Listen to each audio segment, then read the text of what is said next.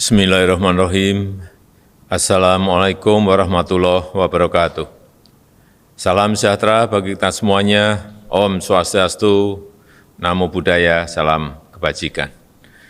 Yang saya hormati para Menteri Kabinet Indonesia Maju, yang saya hormati Ketua Umum PGRI, Profesor Dr. Unifah Rosyidi, beserta seluruh jajaran pengurus PGRI dari seluruh tanah air, yang saya hormati para guru, para dosen, para tenaga kependidikan di seluruh penjuru tanah air yang saya cintai, hadirin dan undangan yang berbahagia. Pada kesempatan yang berbahagia ini, saya menyampaikan terima kasih, menyampaikan apresiasi yang setinggi-tingginya kepada semua guru di seluruh pelosok tanah air.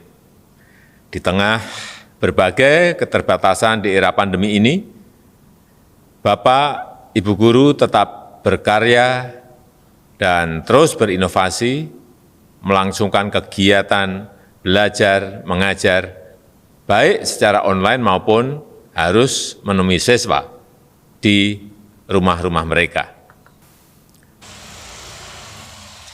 Bismillahirrahmanirrahim. Assalamualaikum warahmatullahi wabarakatuh. Peace be upon us all. Om Swastiastu, Namo Buddhaya. Greetings of virtue. While I respect in the advanced Indonesian Cabinet Minister, I respect the General Chairman of PGRI, Professor Dr. Unifah Rosyidi, and all the ranks of the PGRI management. From all over the country that I respect, teachers, lecturers, education staff, in all the corners of the country that I love.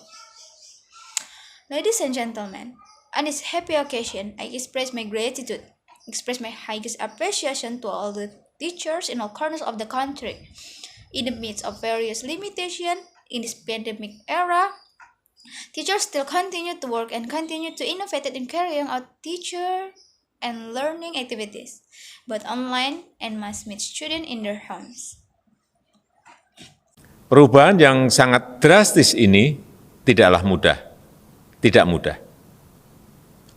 Guru-guru dipaksa beradaptasi dengan cepat, beralih menggunakan teknologi, mengubah metode belajar, bekerja sekuat tenaga agar anak-anak bisa tetap belajar dengan baik. Tetapi tantangan akibat pandemi COVID-19 ini tidak boleh menurunkan kualitas pembelajaran. Keterbatasan harus diatasi dengan kreativitas, membuat siswa belajar dengan antusias, dan memotivasi siswa menjadi pembelajar mandiri. This very drastic change is not easy. Teachers are forced to adapt quickly to using technology. Changing learning methods work as hard as possible so that children can continue to study well. But the challenge due to the COVID-19 pandemic should not reduce the quality of learning. Limitation must be overcome by creativity, making students learn enthusiastically and motivating students to become independent learners. Tantangan pendidikan di era pandemi ini juga harus kita atasi dengan sinergi, dengan kerjasama, bahwa pendidikan adalah tanggung jawab bersama, bahwa pendidikan anak tidak bisa hanya dilakukan oleh para guru. Peran orang tua sebagai pendidik utama keluarga sangatlah penting. Kasih sayang dan bimbingan orang tua sangat mendukung keberhasilan proses belajar anak. Oleh karena itu, komunikasi dan kerjasama antara guru dengan orang tua harus terus ditingkatkan.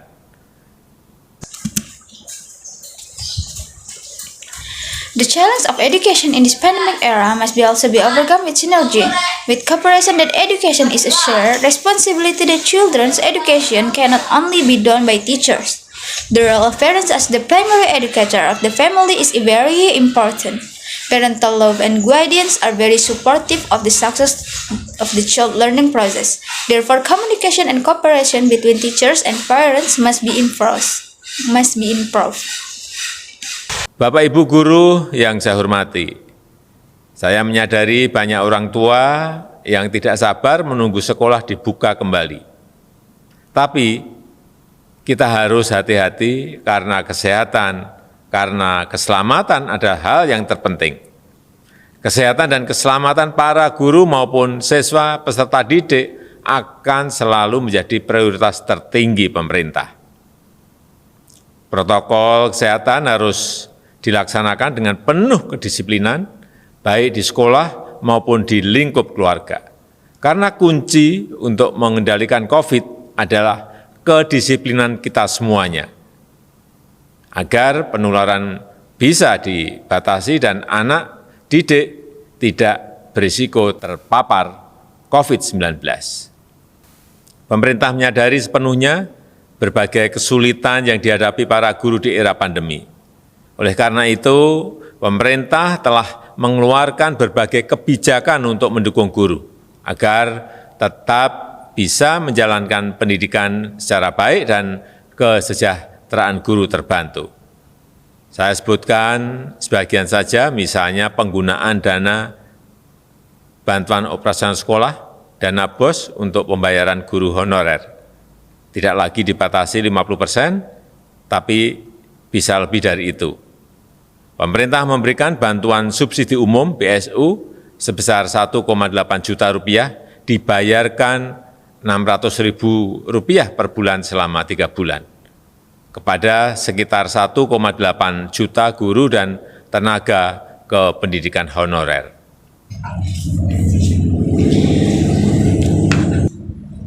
Mr. and Mrs. Teacher who I respect, I realize that many parents cannot wait for school to reopen, but we have to be careful because health is the most important thing, because safety is the most important thing. The health and safety of teachers and students will always be the government's highest priority. The health protocol must be carried out with full discipline both at school and in the family circle, because the key to controlling COVID is discipline for all of us, so that transmission can be limited and students are not at risk of being exposed to COVID-19. The government is fully aware of the various difficulties faced by teachers in the pandemic era. Therefore, the government has issued various policies to support teachers so that they can continue to carry out good education, and the welfare of teachers is helped by me. Mention only a few. For example, the use of the school operational assistance or BOS funds for payment of honorary teachers is no longer limited to 50%, but can be more than the government profits. General subsidy assistance pay is amounting to 1 million rupiah was paid 600,000 rupiah per month for 3 months to about 1 million teachers and honorary education personally. Bantuan paket pulsa internet untuk guru dan berbagai program peningkatan kualitas guru seperti program Guru Belajar, Laman Guru Berbagi, dan seri webinar Guru Belajar. Pada bulan September 2020 kemarin, saya juga telah menandatangani Peraturan Presiden Nomor 98 Tahun 2020 tentang gaji dan tunjangan P3K, pegawai pemerintah dengan perjanjian kerja. Saya ingin guru-guru kita yang berstatus P3K memiliki gaji dan tunjangan setara dengan PNS yang lainnya. Saya sudah menginstruksikan kementerian, lembaga terkait dan pemerintah daerah untuk berkoordinasi dan berkolaborasi melakukan rekrutmen seleksi guru ASN dengan status P3K mulai tahun 2021 dengan jumlah yang besar. Internet credit package assistance for teacher and various teacher quality improvement programs such as the Teacher Learning Program, Teacher Sharing Page, and webinar series. Teacher Learn in September 2020. Yesterday, I also signed the 2020 Presidential Regulation regarding salaries and first aid allows for government employee with our agreement. Our teacher with P3K status have salaries and benefit equivalent to other civil servants. Have instructed the Ministry of relevant institutions institution and local government to coordinate and collaborate on the recruitment of ASN teacher selection with P3K status starting in 2021 with a large number of. Hadirin yang saya hormati, pemerintah menyadari adanya masalah ketercukupan jumlah guru yang harus segera kita atasi.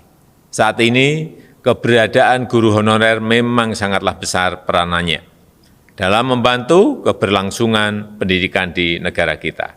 Tidak semua memenuhi syarat untuk menjadi PNS karena memang usianya melampaui usia yang ditentukan oleh undang-undang. Oleh karena itu, percepatan penambahan guru yang paling utama adalah melalui rekrutmen guru dengan status P3K yang sama-sama berstatus ASN seperti juga PNS dengan kesejahteraan dan karirnya seperti PNS. Pada tahun 2021 ini, kita akan melakukan rekrutmen guru ASN dengan status P3K dalam jumlah yang besar. Peraturan Presiden nomor 98 tahun 2020 tentang gaji dan tunjangan P3K, bahwa guru yang berstatus P3K akan menerima gaji dan tunjangan setara dengan PNS lainnya.